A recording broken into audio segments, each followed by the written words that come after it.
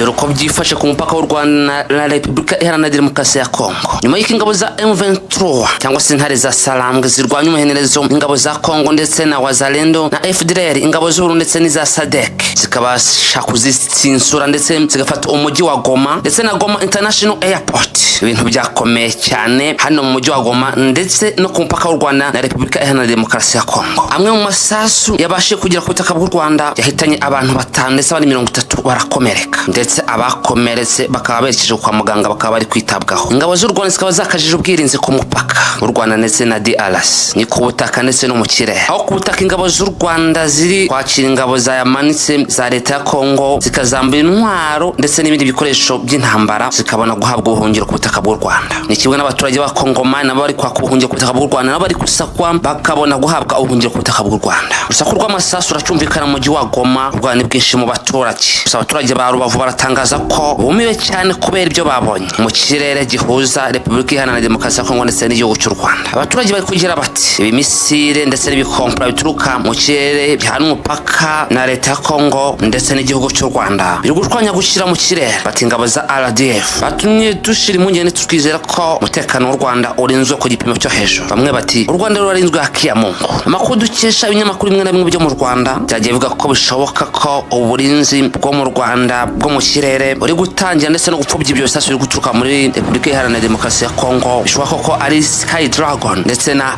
Iron Dome, zimwe muri surface to air missile ndetse na anti missile zihambaye ubundi busanzwe zifashishwa n'igihugu cya Israel ndetse na United States of America. Twagiye kuvuga ko nta gisasu na kimwe kiri kujya ku butaka bw'u Rwanda, bari kubona ivumbi riri gutumukira mu kirere gusa bakibaza ibibaye. Igisirikare cy'u Rwanda cyo kikaba cyabwiye abaturage kiti muhumure kandi mutuze. Ingabo za M23 ziri kugenzura ndetse no kuzenguruka umujyi wa Goma n'imodoka by'intambara bikomeye cyane, ndetse igisirikare cya M23 ndetse n'abavugizi ba M23 bakaba bari gusaba abaturage mu mujyi wa Goma gutuza ndetse bakaguma mu rugo kandi bakinda kwifatanya n'abarwanyi ba FDLR, abarundi ndetse n'abazalendo. Bati mutuze mwebwe, icyo tubasaba ni ugutuza kandi mukinda kwivanga mu ntambara y'abari abazalendo ndetse n'abarundi ndetse na FDLR. Bati koko abakongomani bo bazi icyo turwanira, ntago bashobora kwirwana natwe, bo abenshi intwaro bamaze kuzishyira hasi. Ingabo za M23 zikaba zakiriwe neza cyane n'abaturage aho ngaho Igoma, zirimo abagore ndetse n'abagabo ndetse n'abana benshi bagiye basanganiza ingabo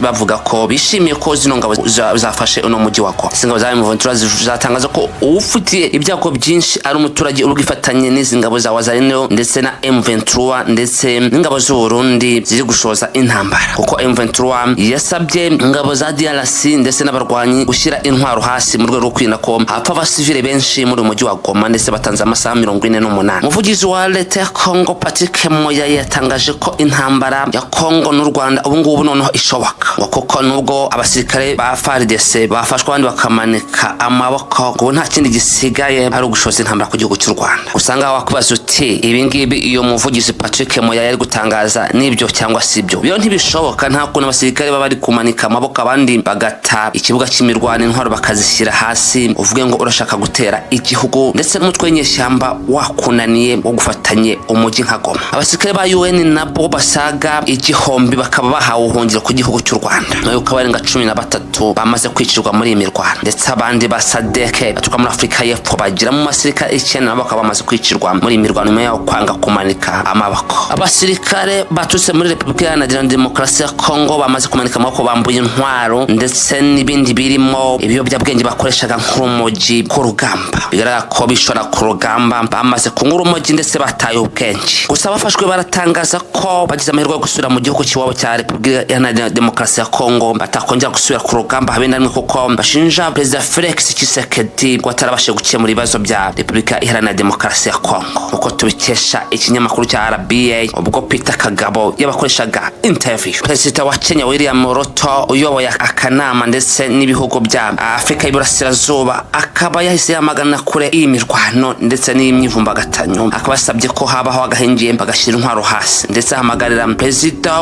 wa Congo Felix Tshisekedi ndetse na Perezida w'u Rwanda kuba bahura bagakora ibiganiro bigamije amahoro. Akaba naho dushoreje ikiganiro cyacu cya Jungle Time Show. Ni buri mushya kuri channel urakanda subscribe kugira ngo ujye ubasha kubona ibiganiro tukugezaho, ndetse ukandi kukazojya kugira ngo ujye uhitwa notification mu gihe twadushyize ikiganiro. Ibiganiro mutegurirwa na DDC Rwanda muri Jungle Time Show yo nakagaruka kuri politike na demokarasi. Ciao ciao.